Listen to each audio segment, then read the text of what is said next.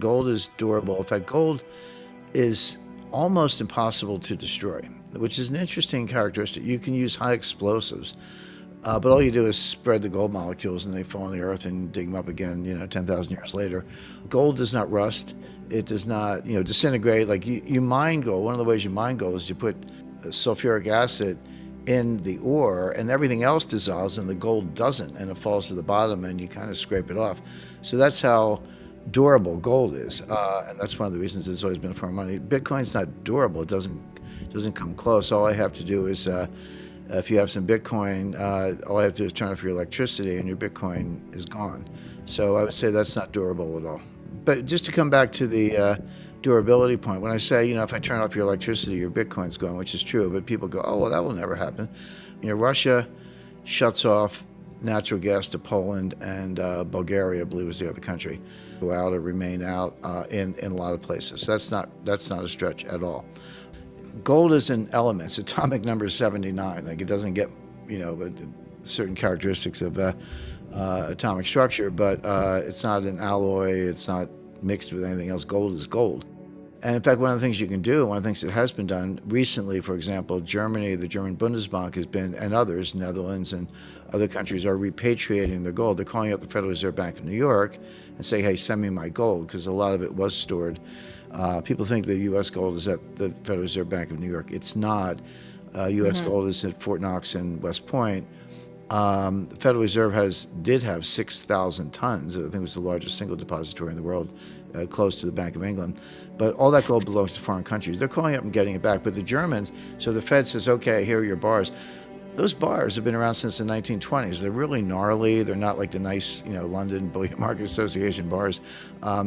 They're pretty close to pure gold, but they might be like 2 nines instead of 4 nines. So the German Bundesbank sent the gold to Switzerland, had it melted down, re-refined into 4 nines, 99.99% pure gold, before being delivered to the Deutsche Bundesbank's vaults. The point being, you can't trace that gold. If you took a new bar at the Deutsche Bundesbank, there is nothing, no way, to tell you that was an old bar from the Federal Reserve. Gone, because it's an element.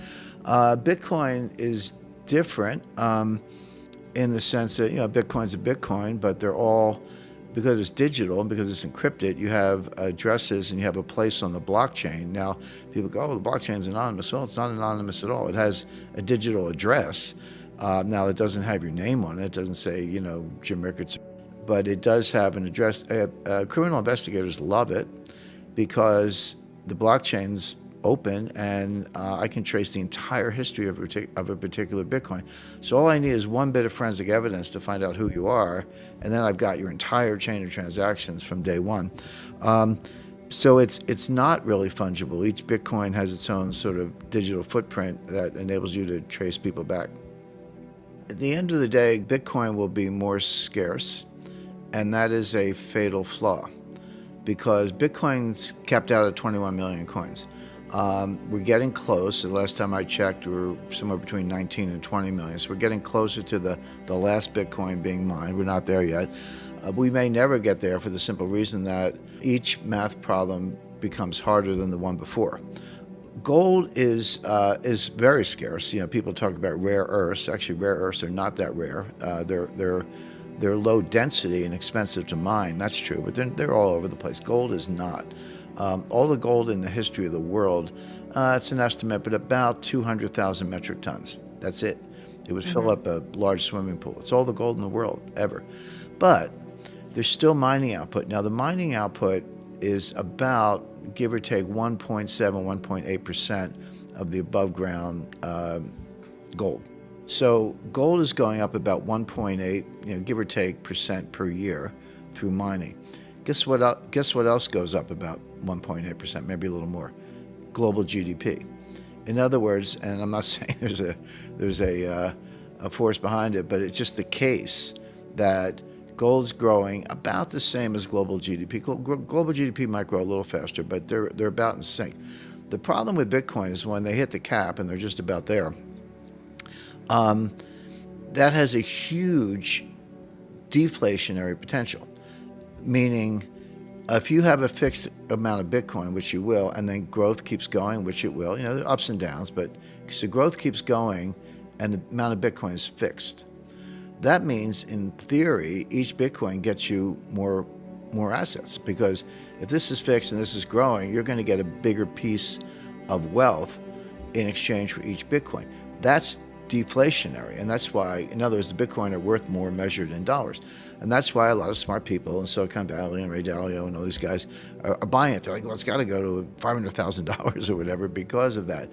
But what they're missing is that the thing that drives the value of money is not so much the money, it's credit.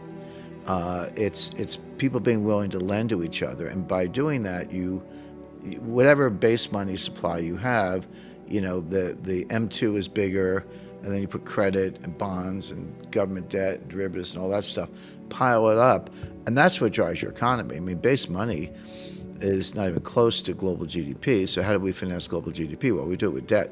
So just to tie that together, who wants to be a borrower in a unit that's deflationary? Nobody, because you got to pay it back. It's more expensive to pay it back. And if you can't be a borrower, there's no bond market. If you can't have a bond market, there's no reserve currency. So Bitcoin's kind of a dead end. Look, Bitcoin sort of survived its first financial crisis. I mean, it came out in 2009, but didn't really get a lot of traction until maybe, 2012, 2013. But it did sort of come through the 2020. That was not a financial panic. It was a severe market recession. If it even was a recession, it was something different in the sense that the government just shut everything down. But it bounced back. So okay, I'll give Bitcoin credit for surviving that, and it's proved useful. But I would, where I would disagree with Frank a little bit, I would say Bitcoin has 1,000-year history or longer, maybe a 3,000-year history, because that's how old gambling is. And when I think about what Bitcoin really is, it's a casino chip. It is an asset. I don't dispute the fact that it's an asset. Is it money? Not really, because people say, there's some coffee shop in Brooklyn, you can buy a cup of coffee, they take Bitcoin, I guess. But they immediately turn it into dollars because they got to pay their people. But it's not a useful form of money at all. It's a unit of account. Well, anything can be a unit of account. A baseball card can be a unit of account. That's the least daunting of the main characteristics of money. So unit of account doesn't mean much by itself. Medium of exchange is not a good medium of exchange, even if a few publicity has. But store of value, I'll say it is a store of value, but so is a casino chip. That's the way to think about it. It's an asset. And so if you want to know where Bitcoin's going, I would say, well, study the history of roulette or poker or any other game of chance. And the answer is, it can, if I walk into a casino, put $1,000 on the roulette table and get a pile of chips, I could make money, I could lose money, I could double my money, I could walk out empty-handed. It's an asset. I can make or lose money, but that's about it. It's just gambling. By the way, I'm not saying Bitcoin can't go to $100,000. It could. It could go to $1,000, or it could go to $100,000. And I'm not making a forecast.